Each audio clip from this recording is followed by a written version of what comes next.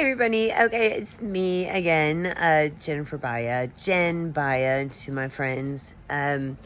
So I've shared with you what I've learned about vitamin D, and also we've been talking a little bit about the 4 agreements on the YouTube channel Positive Living Jen Baya, with Jen Baya. And then we've been talking about my stroke, and I've been archiving my recovery with the stroke. I wanted to share with you guys some things that I had shared last year when I first found out. I have the right side of my brain is chronic hemorrhaging, and there's a lot of other things that are going on. I've got I had an MRI with contrast and then one without, and so that's where they discovered it, and then that was sent to Emory, where I'm being watched over by neuroscience, and so they're going to do a more in-depth study of what's actually causing my brain to hemorrhage. However, in my daily life up to the stroke, it did not affect me. I didn't notice anything. So I did want to share that with you, and I want to share the documents with you and my findings. So if you would, please know that I am healing, I am getting better, and the brain hemorrhaging, I do not believe had anything to do with the stroke. I honestly believe that the last round of antibiotics, I'm allergic to sulfa, which is in a lot of antibiotics, and I had switched pharmacies. There are a couple factors that came into play. The new pharmacy, which was a bigger pharmacy, I've been with a mom and pop place that, we were on a first name basis, and that worked with me with the understanding, because they actually knew what was wrong with me. Well, the new pharmacy, I will be suing. They withheld my medication from me because I was new, and they withheld 2 medications that I have been taking for over 30 years, and both will cause a person to either have stroke or heart attack if they don't have. And so all of this is archived up into including where I videoed when I went in to get my prescriptions, what was being said to me and how I was being treated by this particular pharmacy. I'm not going to name names right now because of the lawsuit, but after I see the I've got a neurologist, neurosurgeon, and I'm involved with neuroscience. I have a family doctor, and then I've got a pain management doctor. I see a psychiatrist, and all of these. Every one of my other my doctors tried to get around CVS, but once they had my prescription, they wouldn't release it, as far as even giving me the physical prescription back to take it to another pharmacy. And this was done because they profiled me. I came in having pneumonia, and so and had lost a significant amount of weight, and they profiled me as a pill seeker, which is ridiculous because it was my prescription. So what the, you know, and then to make me wait an additional 9 days. So that was pivotal. And then also, my doctor, family doctor, was sick when I went in with pneumonia. And so the PA was writing prescriptions as far as the antibiotics. And I don't think that she looked at my file to note my allergies.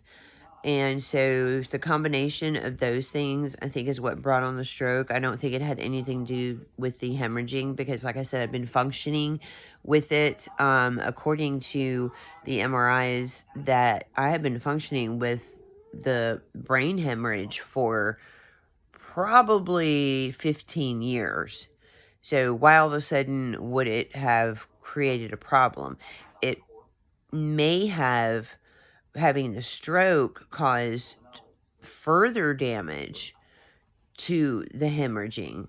So I'm getting all this information together. I'm archiving everything, not only to share with you my testimony in believing in yourself and that what we're capable of doing and how powerful we are, but also archiving so that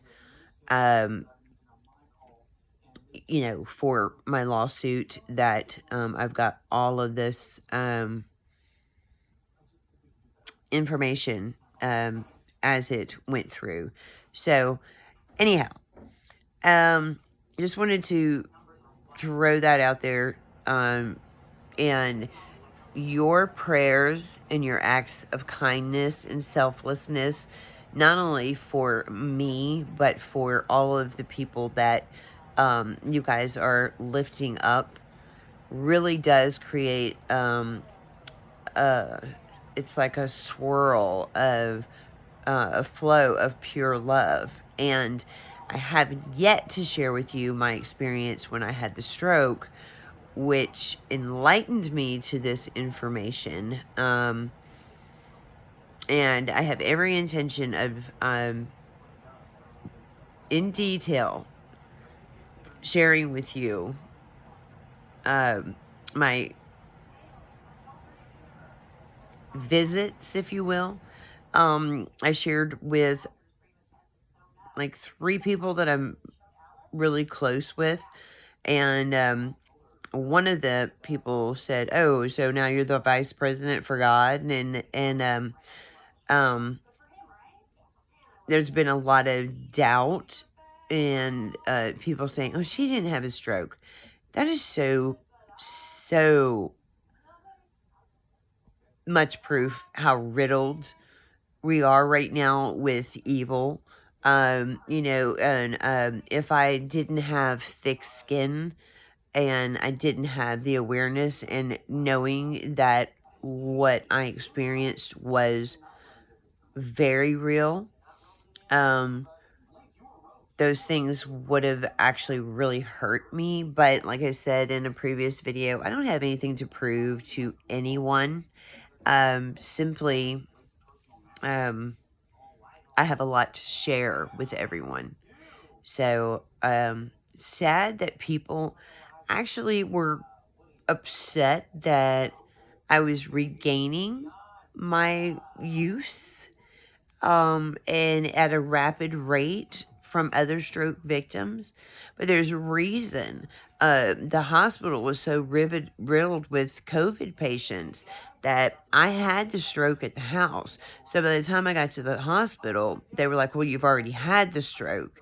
And I felt I was handed a really raw deal because they were like, well, we need the beds for COVID patients. And looking back in retrospect, I'm very glad that I was able to give my bed to somebody that that needed it more. However, I felt I had been given physical therapy and all those things. But had I been kept in the hospital, and I would have been surrounded by people with COVID, for one. Two, I would have been in a sterile environment.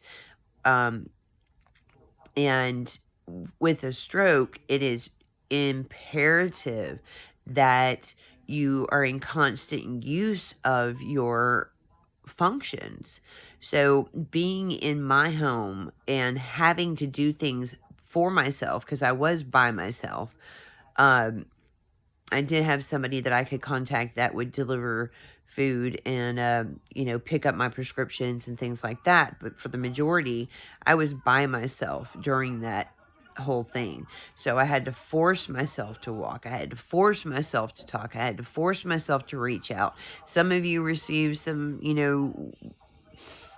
really strange text messages from me during that time, asking for help. And I was surprised even then that the majority of the responses were, "You'll figure it out." And I just thought, wow, but I'm okay with that too, because I had to figure it out, which caused where I can feel exactly, there's like on this side and on the right side, the same side that has hemorrhaging, like about this big, that just feels like it's empty. And so my thoughts and memories were having to reroute themselves. So the mind is an amazing thing, and it did reroute. Um, there's still things every once in a while. I'll be at a loss for words. Yes, me, a little loss for words. Go figure. Um, and so, any case, I meant to make this a short video, but I'm going to show you all of the MRI findings. I'm going to share with you what was said and done and how all of this came to light, because because somebody that was being paid $9 an hour, maybe $10 an hour, decided to play God with my life by withholding my medication for no other reason than because of the way that I looked when I came in to the pharmacy. And I know I'm not the only one that this has happened to. Yes, there are people that are out there, seeking drugs and, that kind of thing. I have a prescription. One of the medications have been taken for over 30 years. That's not pill seeking. That's called getting your prescription refilled. Um,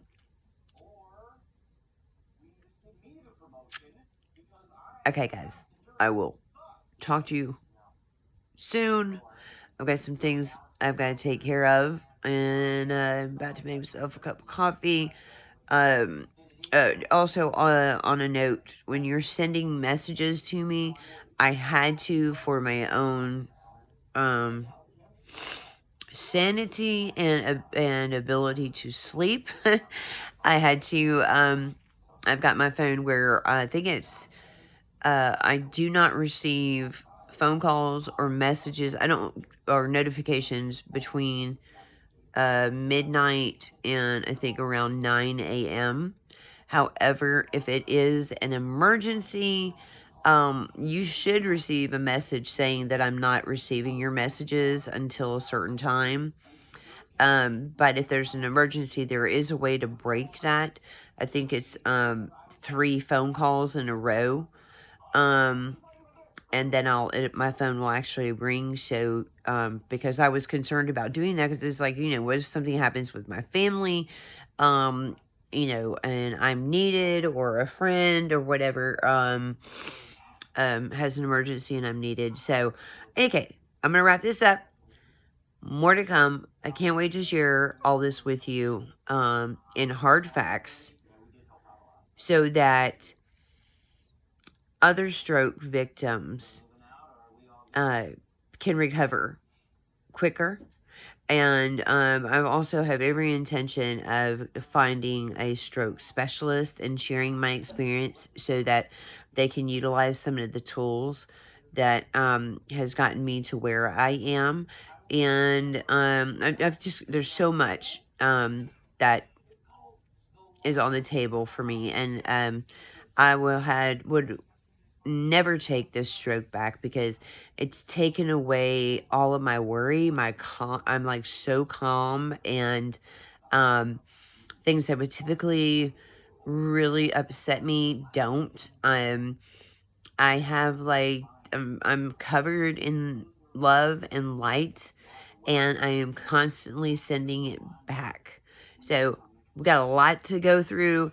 Ellen, I've got a lot to catch you up with. Working on a podcast with really cool cat.